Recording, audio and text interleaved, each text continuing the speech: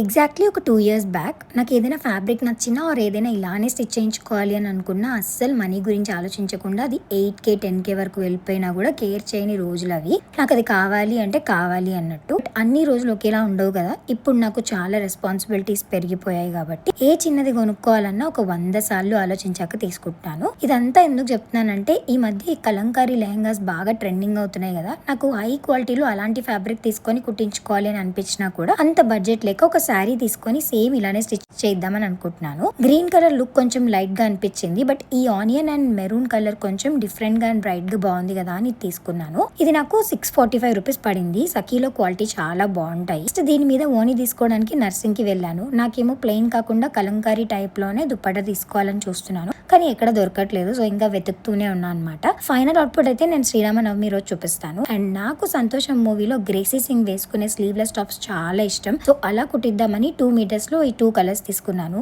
Each అయితే 264 rupees పడింది. ఈ టాప్స్ ఫైనల్ లుక్ కూడా నేను సోన్ ఒక వీడియోలో పోస్ట్ చేస్తాను. నేను తీసుకున్న మెరూన్ శారీ మీకు ఎలా అనిపించిందో కమెంట్స్ లో చెప్పండి.